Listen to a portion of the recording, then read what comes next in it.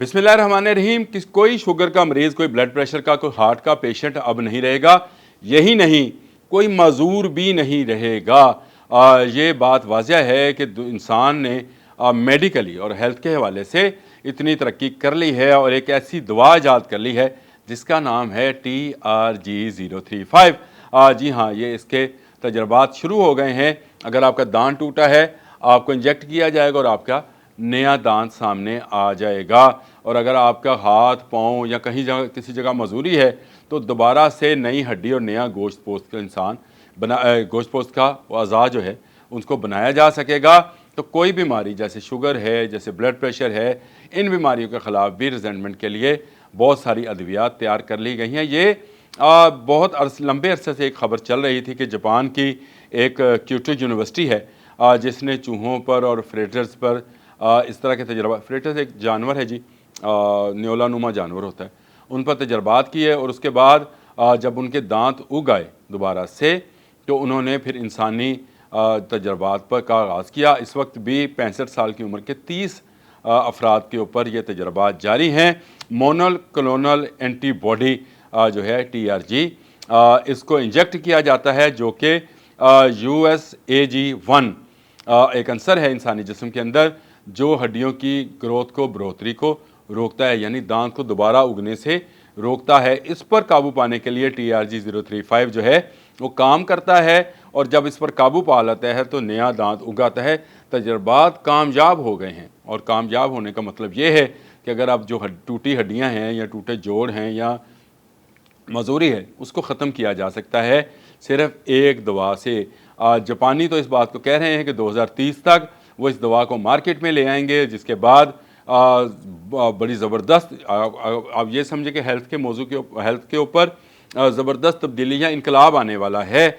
और Kyoto university इस पर अपना काम कर रही है और अगले मरहले में ये बच्चों पर भी जो है इसकी आजमाइश की जानी है, ताकि जो बच्चों के दांत टूट जाते हैं और दोबारा नहीं आते। ये उन बच्चों के लिए नहीं है जो दूध के दांत रखते हैं, उनके लिए नहीं है जिनके पक्के दांत हैं और वो टूट जाए तो दोबारा लगना मुश्किल है। हम उसके लिए ड्रिलिंग कराते हैं, मसनूई दांत लगवाते हैं और बहुत सारे और काम है, डेंटिस्ट के पास जाते हैं। वो सारा झंझट, सारा मामला ख़त्म शुद्ध हो जाएगा। और ये सिर्फ यहाँ तक नहीं है, अमेरिकी जो अदारे हैं वो रूस के सदर और चीनी सदर के दरमियान रेड कारपेट पर चलती हुई जो खबर है उसको भी इसी एंगल से देख रहे हैं। गो दुनिया जो है वो बायोलॉजिकल वेपन कन्वेंशन की सिग्नेटरी है पूरी दुनिया, और अक़वाम मुत्तहिदा ने भी इस पर पाबंदी लगाई कि इस तरह के वेपन्स जो हैं तैयार नहीं किए जा सकते हैं जिन पर बायोलॉजिकल गैसेस का या जरासीम्स का इस्तेमाल किया जाए।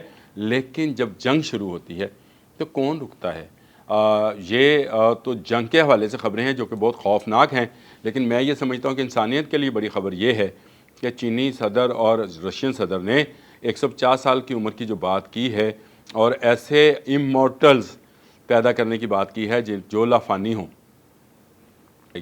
ऐसे इंसान होंगे जो मरेंगे नहीं। क्या ऐसा मुमकिन है? बिल्कुल ऐसे मुमकिन हो सकता है, क्योंकि अगर आप 150 साल तक लेके जा सकते हैं तो आने वाले 25-30 साल में आप इस 150 की हद को 300 तक भी ले जा सकते हैं और इससे आगे भी लेके जा सकते हैं। ये बड़ी खौफनाक सूरत हाल है। इस वक्त तो खुशी की बात यह है कि चले जिनके दांत टूटे हैं उगाएंगे, जिनको कोई जिस्मानी मजूरी है उनकी हड्डियाँ दोबारा से सेहतमंद नशोनुमा पालेंगी। लेकिन आने वाले वक्त में क्या इसको अगर मनफी इसका इस्तेमाल किया जाएगा तो वो जंगों में होगा, और जंगों में इस्तेमाल होने का मतलब ये है कि बहुत सारे लोगों की जो है वो ऐसी मौत होगी जो कि ना मरने वाले हैं, या क्लिनिकली डेड नहीं होंगे। ये इस तरह की चीज़ें हम स्टार वार में देखते रहे हैं, स्टार वार्स की मूवीज़ में देखते रहे हैं, वो अब हमारे सामने आना शुरू हो गई हैं। जापान की जो है इसने इसमें सबकत ली, क्योंकि जापान ने ये अनाउंस कर दिया था कि क्योटो यूनिवर्सिटी ने इस पर तजर्बात मुकम्मल कर लिए हैं। चूहों और फेटर्स पर ये तजर्बात मुकम्मल हो गए, लेकिन इंसानों पर तजर्बात अभी भी जारी हैं। जापान के ख़िलाफ़ फ़तह की 80 साला तकरीबात के अंदर, अब आए इस तरफ कि जापान के से फ़तह की 80 साला तकरीबात के अंदर जो रूसी सदर और चाइनीज़ सदर की गुफ्तगू लीक की गई है, बराह रास्त सुनवाई गई है दुनिया को, वो भी इसी बारे में है। तो इसका मतलब है कहीं ना कहीं क्योटो यूनिवर्सिटी में अगर काम हो रहा है तो चीन और मॉस्को की यूनिवर्सिटीज़ में भी इसी पर और तजर्बा गाहों में इसी किस्म का काम हो रहा है, जिसको खुफिया रखा जा रहा है, बताया नहीं जा रहा है। और ये कहा जा रहा है कि अमेरिका अपनी लेबॉर्ट्रीज़ को अपने मुल्क के अंदर भी नहीं, इसराइल के अंदर भी बना चुका है, जहाँ पर ये सारी चीज़ें जो हैं इनके तजर्बात मुकम्मल किए जा रहे हैं। आने वाले 4-5 साल बहुत अहम हैं। मैं अपने बेशतर व्लॉग्स में 2030 का ज़िक्र करता रहा हूँ। अगर आप मेरे पुराने व्लॉग्स भी सुने जाकर, तो आपको समझ आएगी कि मैं 2030 को क्यों अहम समझता हूँ, कि 2030 इंसानी ज़िंदगी के लिए बहुत अहम होगा।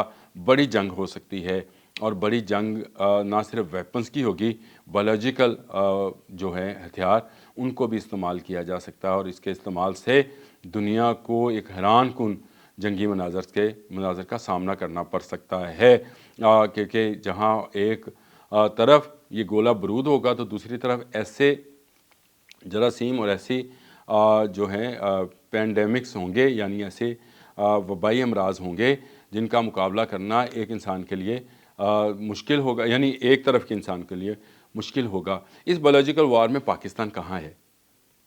पाकिस्तान चीन के साथ है, रशिया के साथ है, शुमाली कोरिया के साथ है। और ये हमने साथ जो है देखा है अपनी आंखों से। एक रेड कारपेट पर चलते हुए हमारे वज़ीर-ए-आज़म शहबाज शरीफ भी उन्हीं 3 रहनुमाओं के साथ मौजूद थे। और ये चारों एटमी क़ुव्वतें हैं, 3 तो डिक्लेयर हैं, एक अनडिक्लेयर्ड है। भारत भी इस पर बहुत ज़्यादा काम कर रहा है, और पाकिस्तान को ज़रूरत है कि चीन के इन तजर्बात में ख़ुद को शामिल करके भारत के लिए भी स्टॉप का निशान लगाए। ये एक बायोलॉजिकल वॉर है, या इसको आप समझ लें कि इंसान की फ़लाह है। जिस तरह से आप मर्ज़ी इसको लेना चाहें, किस तरह से ये क़ुव्वतें इसका इस्तेमाल करेंगी, ये बड़ा अहम सवाल है। अब तक के लिए इतना ही। अल्लाह हाफ़िज़।